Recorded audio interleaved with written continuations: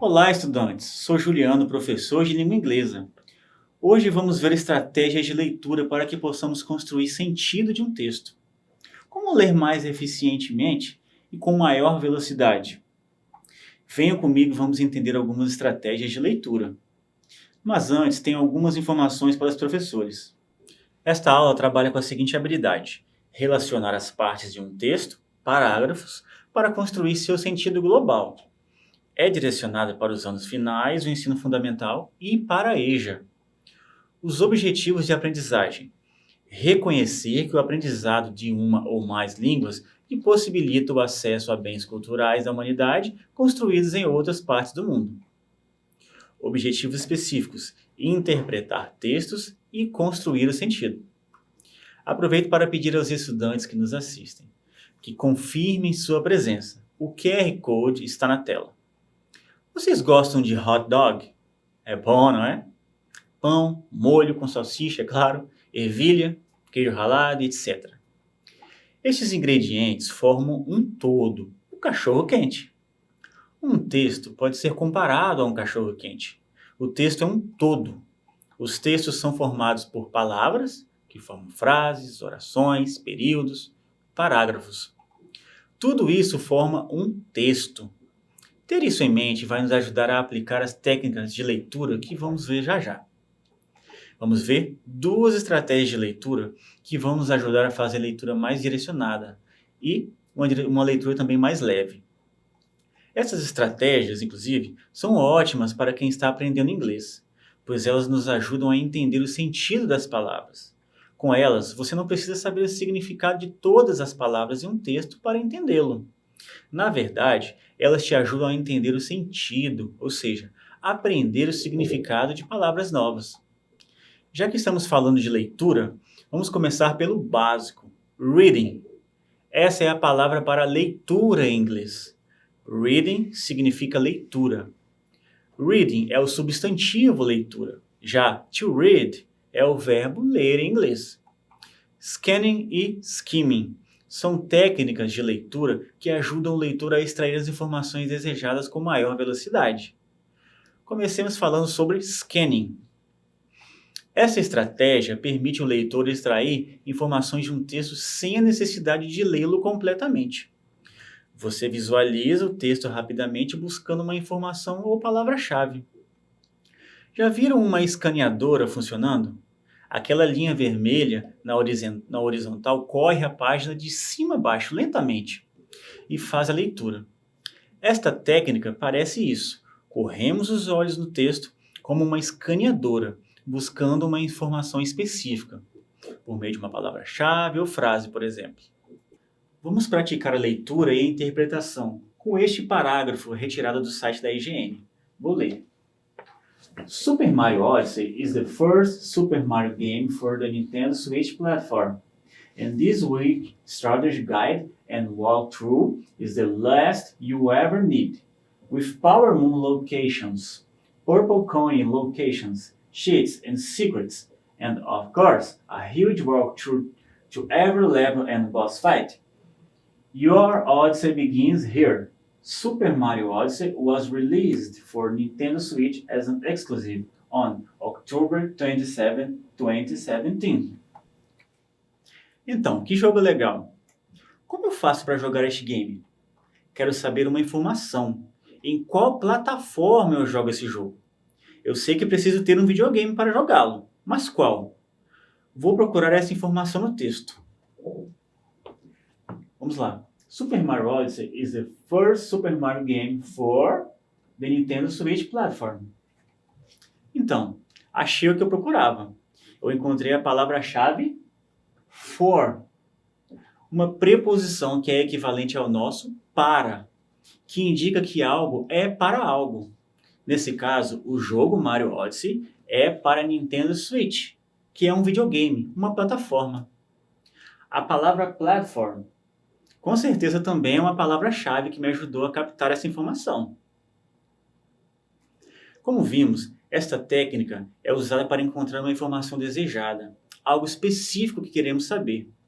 Chegou a hora de vocês. Tenho aqui o mesmo parágrafo, retirado do site da IGN, e quero que digam quando o jogo Super Mario Odyssey foi lançado. Usem a técnica Scanning para encontrar essa informação, a data de lançamento. Se estamos falando de data, é claro, estão procurando números. Isso vai ser seu ponto de partida para encontrarem a data de lançamento do game. Falando nela, podemos procurar pela palavra equivalente a lançamento, no sentido de deixar algo disponível ao público.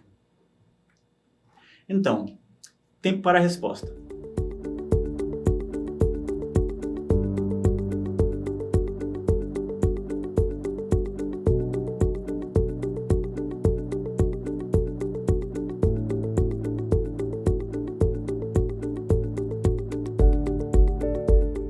E aí, encontraram?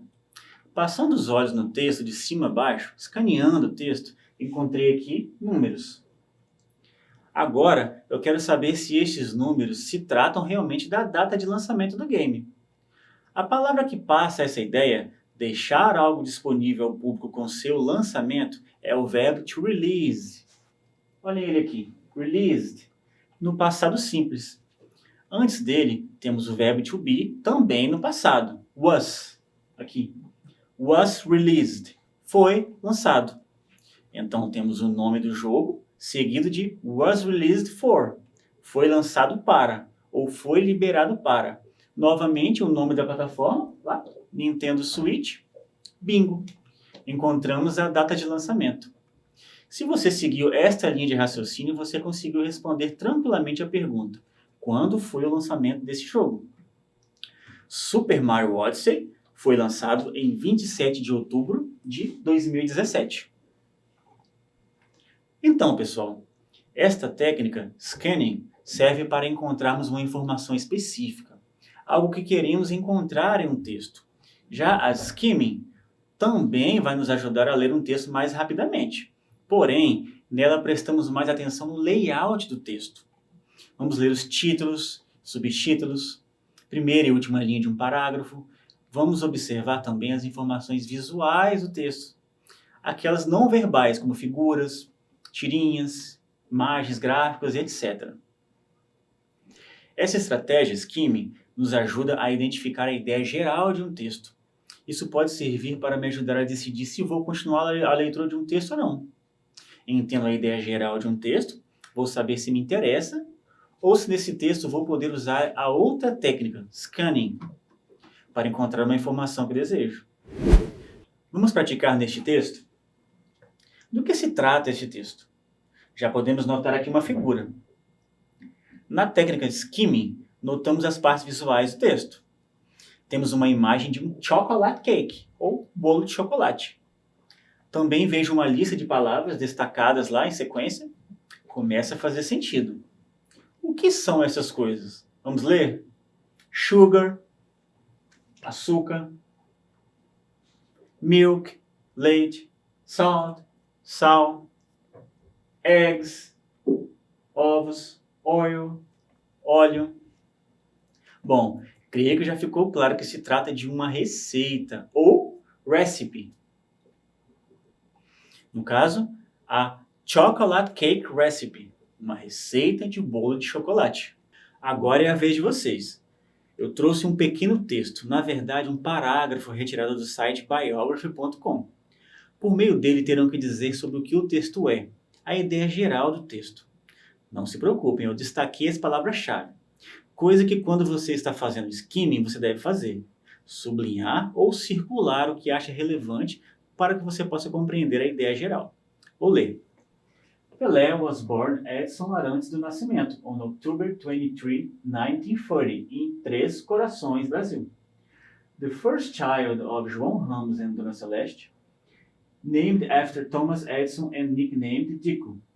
Pelé moved with his family to the city of Bauru as a young boy. João Ramos, better known as Dondinho, struggled to earn a living as a soccer player. Pelé grew up in poverty. Still, he developed a rudimentary talent for soccer by kicking a rolled-up sock stuffed with rats around the streets of Bauru. The origin of the Pelé nickname is unclear, though he recalled despising it when his friends first referred to him that way. Nesse texto não temos imagens, mas nós devemos nos atentar ao que foi destacado. Começamos com o nome dele, né? Pelé, nome de alguém bem conhecido, né? Pelé Edson Arantes do Nascimento. Aí logo em seguida vem onde ele nasceu, né? E em seguida temos o nome dos pais dele, né? Aqui, João Ramos e Dona Celeste. E aqui está falando sobre o talento dele como jogador de futebol. Algumas informações sobre o talento dele como jogador, né? Como talento para o futebol desde a infância. Dá para notar que o texto gira em torno de Pelé. Então respondam, por favor, do que o texto se trata? What is the text about? Vamos ver as opções? A. Recipe ou B. Biography? Vou dar um tempo para que possam responder.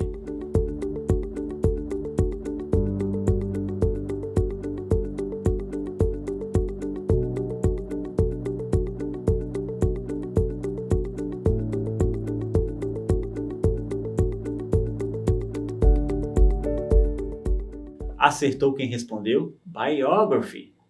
O texto é uma biografia sobre o ex-jogador Pelé. Quando ele nasceu, nome dos pais, infância. Tudo isso nos leva a concluir que se trata de uma biografia. Biografias são estes textos que retratam ou contam a vida de alguém. Carreira, filiação, casamento, filhos, etc. Geralmente são sobre pessoas famosas. Vamos fazer um pequeno exercício.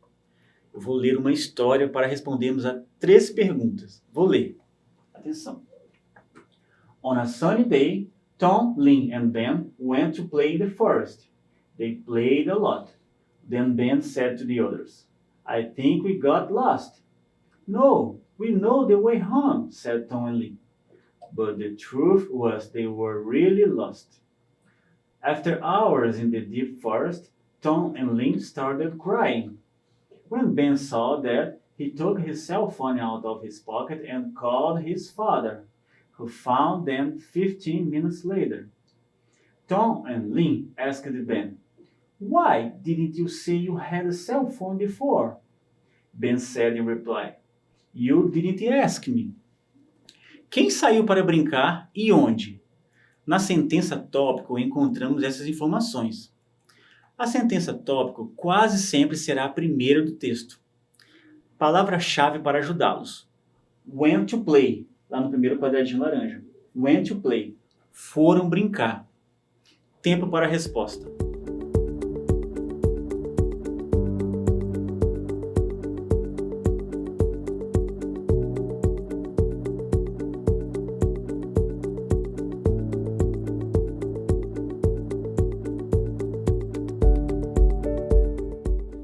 E aí, encontraram? À esquerda de went to play, aqui, went to play, foram brincar, temos Tom, Lynn and Ben. Então aqui, quem foi brincar? Encontramos quem foram brincar. Tom, Lynn and Ben. Encontramos quem? Agora vamos encontrar a resposta onde? Onde eles foram brincar? Went to play. Aqui à direita de went to play, foram brincar, temos in the forest. Na floresta. Went to play in the forest. Foram brincar na floresta. Então, Tom, Lynn and Ben went to play in the forest. Eles foram brincar na floresta. Dos 3, 2 choraram quando perceberam estar perdidos. Desculpa. Quais choraram? Vamos buscar a palavra-chave to cry, lá no quadrado laranja lá. To cry, chorar. Vou dar um tempo para que possam responder.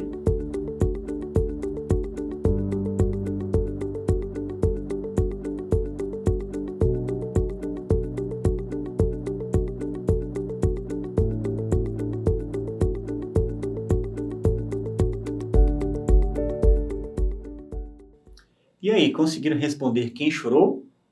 O verbo to cry está aqui. Crying. Started crying. Começaram a chorar. Aqui à esquerda temos quem chorou. Tom and Lynn. Tom and Lynn started crying. Tom e Lynn começaram a chorar. E agora, quem os encontrou na floresta? Vamos buscar uma palavra-chave relacionada a encontrar. A palavra-chave é found.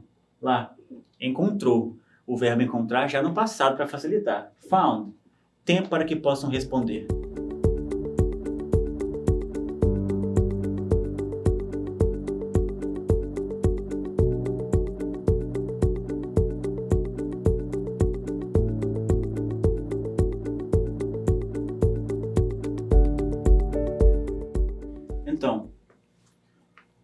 found them 15 minutes later?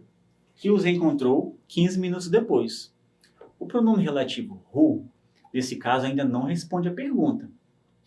Mas se voltarmos um pouco, vamos ver que Ben tinha um celular no bolso o tempo todo.